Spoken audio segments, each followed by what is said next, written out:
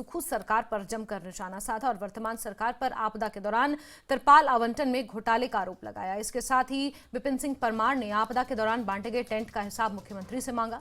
परमार ने कहा कि केंद्र से दी गई सहायता राशि को हिमाचल सरकार अपने नाम से बांट रही है। स्वास्थ्य के क्षेत्र में चल रही हिमकेयर और आयुष्मान भारत योजना को ठप करने का आरोप लगाते हुए विपिन सिंह परमार ने कहा कि हिमकेयर योजना पर गलत आपत्तियां लगाकर इसे बंद कर दिया गया है, जबकि आयुष्मान भारत योजना में प्रदेश के हिस्से का 10% भी हिमाचल सरकार जमा नहीं करवा पा रही है।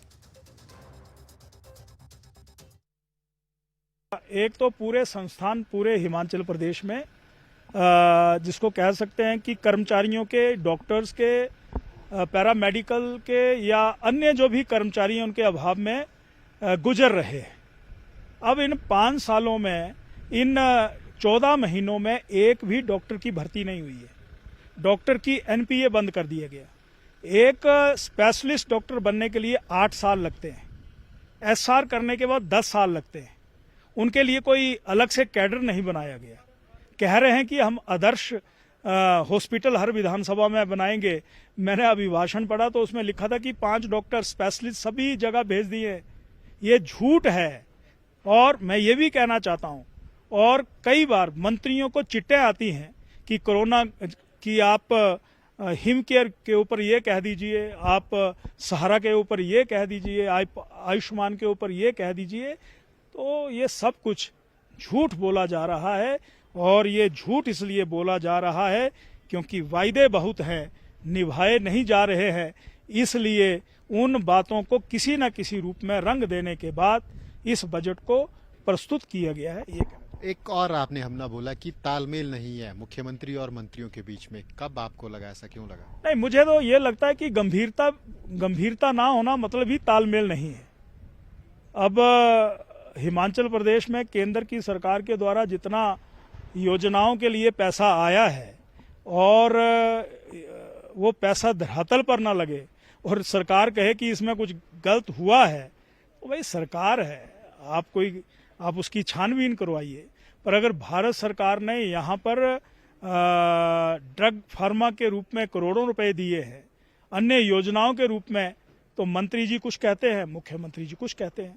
तो इसलिए मैं और भी देखता हूं, शिक्षा मंत्री जी को मैंने कहा 30 करोड़ रुपए जमा करवाइए, छोटी सी रकम है, तो वो भी लाचार हैं, वो करवाना चाहते होंगे, करवा नहीं पा रहे हैं। सीधे रुक करते हैं राजेंद्र का इसी खबर पर ज्यादा जानकारियों के साथ जुड़ गए हैं। राजेंद्र, बजट सत्र चल रहा है और ऐसे में आरोप प्रत्यारोप का सिलसिला भी लगातार जारी है।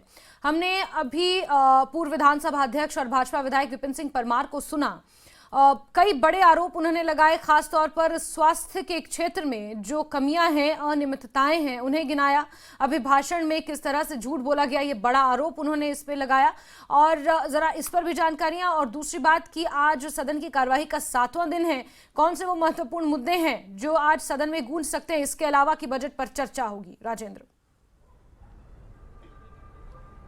बिल्कुल जैस्मिन, आज की कार्रवाई की बात करें तो डीए को लेकर सवाल लगाया गया है कि कर्मचारियों को कितना महंगाई भत्ता सरकार को अभी देना है और सरकार इसके बारे में क्या दे रही है, क्या विचार रखती है, इसके ऊपर सवाल पूछा गया है। इसके अलावा विधायक राजेंद्र राणा जो सुजानपुर से विधायक है, उनकी तरफ से सवाल पूछा गया है कि हिमाचल प्रदेश में विभिन्न सरकारी सेक्टर में, चाहे वो बोर्ड निगम हैं, डिपार्टमेंट हैं या फिर जो अन्य सरकार के अधीन डिपार्टमेंट्स आते हैं, सरकारी कार्यालय हैं, उनमें कितनी रिक्तियां हिमाचल प्रदेश में अभी तक चली हुई हैं, तो ये भी एक बड़ा सवाल रहने वाला है।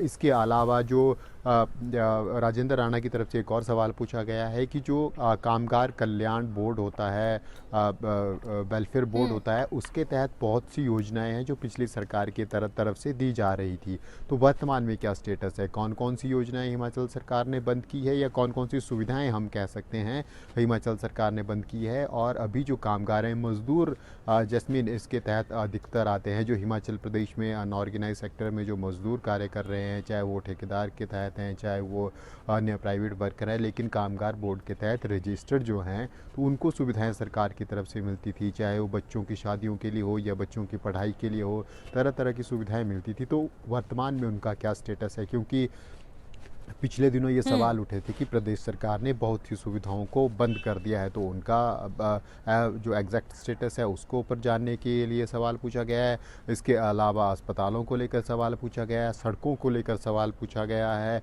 औद्योगिक क्षेत्र की बात करें तो जो निर्दलीय विधायक है नालागढ़ से DS ठाकुर, उनकी तरफ से सवाल पूछा गया है। अब इसके अलावा अन्य क्षेत्रों में इसके अलावा जो पवन काजल है उनकी तरफ से सवाल पूछा गया है कि जो भर्तियां की जा रही है क्या उनमें जो रिजर्वेशन कोटा है उसको फॉलो किया जा रहा है या नहीं किया जा रहा है। तो आज भी सदन में काफ़ी अहम चर्चा होने वाली है, खासकर रिक्त पदों को लेकर या फिर DA को लेकर, कर्मचारियों की मांगों को लेकर, कामगार कल्याण बोर्ड को लेकर। तो बहुत से इशू हैं जो आज भी सदन में उठेंगे। इसके अलावा आज मुख्यमंत्री का रिप्लाई आना है उनके बजट के ऊपर, जो चर्चा पिछले 3 दिनों से चली हुई है, आज तीसरा दिन है, तो आज रिप्लाईज के ऊपर आएगा। और पिछले कल भी जैस्मिन काफ़ी गहमा गहमी सदन में देखी गई। प्रश्नकाल के दौरान जब गौ संरक्षण का मुद्दा आया, जो गौशालाएं चल रही है उनको संचालन का मुद्दा है, उसके ऊपर विपक्ष और सत्ता पक्ष और विपक्ष सामने सामने हो गए। इसके अलावा जब आउटसोर्स कर्मियों का मुद्दा आया, खासकर कोविड वॉरियर का मुद्दा आया, तो उसके ऊपर राकेश जम्वाल को हमने सुना, उसके ऊपर सत्ता पक्ष और विपक्ष सामने सामने हो गया और तीखी नोकझोंक हुई। इसके अलावा विपिन सिंह परमार ने जब बजट के ऊपर बोलना शुरू किया, उन्होंने बड़े आरोप सरकार के ऊपर लगाए, संवेदनहीन जैसे आरोप उन्होंने सरकार के ऊपर लगाए। तो काफ़ी दोनों तरफ से काफ़ी गर्म बहस कल पूरे इशू पर देखने को मिली। और आज भी यही उम्मीद है, क्योंकि सत्ता पक्ष और विपक्ष की तरफ से कई वरिष्ठ लोग आज बोलेंगे। विपक्ष की तरफ से सतपाल सत्ती और तमाम विधायकों को आज बोलना है, सत्ता पक्ष की तरफ से मंत्रियों को आज बोलना है। और इसके बाद फिर 4 बजे के आसपास उम्मीद लगाई जा रही है कि मुख्यमंत्री रिप्लाई की बिल्कुल राजेंद्र, यानी कुल मिलाकर आज की सदन की कार्रवाई बेहद महत्वपूर्ण रहने वाली है, क्योंकि कई वरिष्ठ विधायक हैं, वरिष्ठ नेता हैं, आज वो सदन में अपनी बात रखेंगे। और जैसा कि आपने कहा कि मुख्यमंत्री भी आज जवाब देंगे सदन में, सभी की निगाहें इस पर भी टिकी होंगी, क्योंकि आरोप बहुत बड़े बड़े विपक्ष के द्वारा लगाए गए हैं। उन आरोपों को किस तरह से लेते हैं और कैसे जवाब देते हैं मुख्यमंत्री, इस पर निगाहें टिकी रहेंगी। बहुत शुक्रिया राजेंद्र, हमारे साथ जुड़ने के लिए, तमाम जानकारियों।